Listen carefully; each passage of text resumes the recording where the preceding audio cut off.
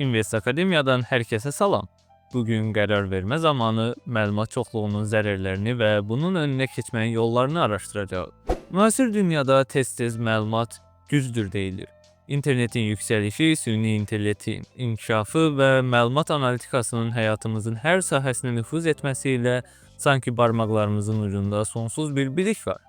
Xüsusilə də maliyyə və investisiya dünyasında bu misilsiz üstünlük kimi görünür. Hər saniyə yenilənən birja məlumatları, analitik şərhləri, iqtisadi hesablamalar və qlobal xəbər axını.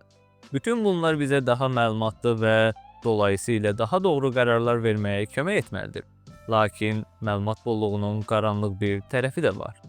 Qərar vermə psixologiyası sahəsində aparılan araşdırmalar göstərir ki, müəyyən bir nöqtədən sonra əlavə məlumat fayda vermək əvəzinə zərər verməyə başlayır. İnvestorlar üçün bu sadəcə akademik bir nəzəriyyə deyil, həm də portfellərinin sağlamlığına birbaşa təsir edən real bir təhlükədir. Bu vəziyyət məlumat çoxluğu, yəni informational overload və onun birbaşa nəticəsi olan analiz iflici kimi tanınır. Analiz iflici bir fərdin və ya qrupun bir qərarı o dərəcədə həddindən artıq düşünməsi və ya analiz etməsidir ki, nəticədə heç bir qərar qəbul edə bilmir. Bu, mükəmməl seçim etmək, bütün mümkün nəticələri nəzərdən keçirmək və hər hansı bir riskdən tamamilə qaçmaq istəyindən irəli gəlir. İnvestisiya kontekstində bu belə görünür. Bir investor potensial bir səhm almaq istəyir. O, şirkətin son 10 illik maliyyə hesabatlarını, rəqiblərinin analizini, sənaye trendlərini, onlarla analitik rəyini və son bir neçə həftənin xəbər axınını araşdırır. Lakin nə qədər çox araşdırsa, bir o qədər çox ziddiyyətli məlumat tapır. Bəzi analitiklər al, bəziləri sat deyir. İqtisadi göstəricilər qarışıqdır. İnvestor bütün məlumatları emal edə bilməyəcək. Donub qalır və nəticədə hərəkətə keçmir. O, fürsət qaçırarkən hələ də daha bir hesabatı gözləyir. Problem ondadır ki, insan beyninin məlumat emal etmə qabiliyyəti məhduddur. Nobel mükafatı laureatı Herbert Simon'un da qeyd etdiyi kimi, biz optimallaşdıran deyil, qənaətbəxş qərarları verənik. Yəni biz mümkün olan ən yaxşı qərarı deyil, kifayət qədər yaxşı olan ilk qərarı axtarmağa meyilliyik. Məlumat çoxluğu bu təbii mexanizmi pozur və bizi qeyri-mümkün olan optimallaşdırma, yəni mükəmməllik axtarışına sövq edir. Məlumat çoxluğunun investisiya qərarlarına 3 əsas zərəri, məlumatla həddən artıq yüklənmə investisiya performansına birbaşa və mənfi təsir göstərir. Birincisi, qərarın gecikməsi və qaçırılan fürsətlər.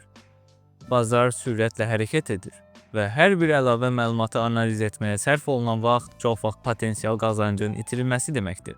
Düzgün anı gözləyərkən analiz iflicinə düşən investor qiymətlər artıq yüksəldikcə və ya düşdükcə bazara daxil olur və ya bazardan çıxır. Warren Buffett'ın məşhur sözləri ilə desək, hərəkətsizlikdən çox hiperaktivlikdən qorxun.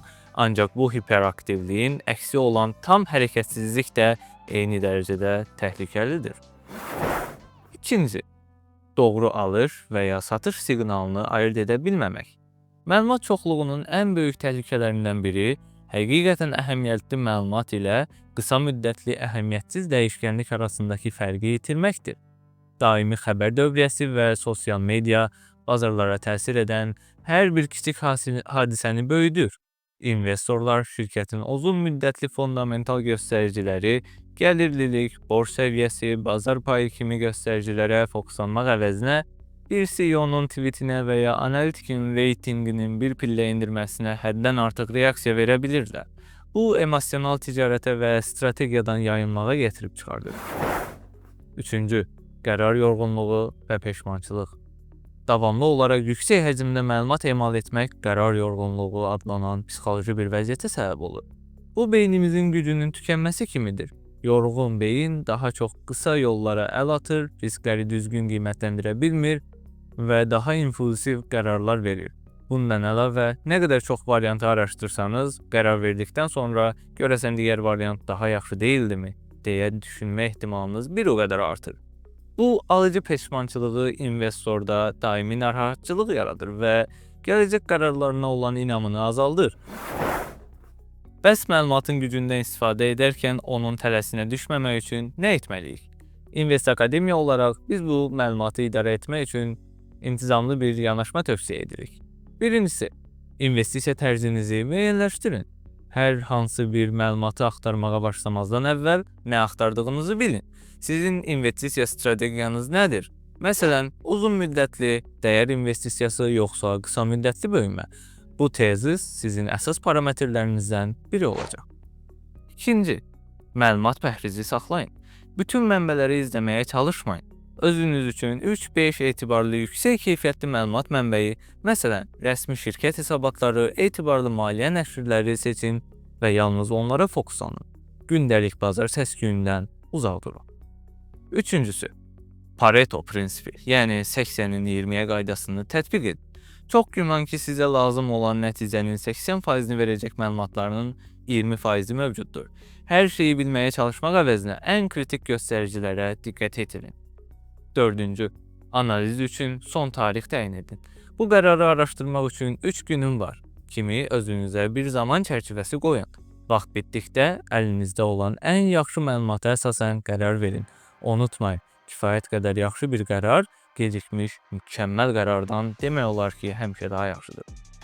Nəticə olaraq, məlumat əsrində uğurlu investor ən çox məlumata sahib olan deyil, ən vacib məlumatı seçə bilən və ona əsasən cəsarətlə hərəkət edə bilən şəxsdir. Məlumat bir alətdir, məqsəd deyil. O qərarlarınızı dəstəkləməli, onları iflic etməməlidir. Invest Akademiya olaraq biz inanırıq ki, maliyyə savadlılığının əsas komponentlərindən biri təkcə məlumatı tapmaq deyil, həm də lazımsız məlumatı nəzərə almamaq intizamıdır. Yalnız bu yolla məlumat çoxluğunun yaratdığı zərərdən qaça və investisiya hədəflərinizə çata bilərsiniz. Video xoşunuza gəldisə bəyənməyi, kanala abunə olmağı və Telegram kanalımıza qoşulmağı unutmayın. Növbəti videolarda görüşənədək.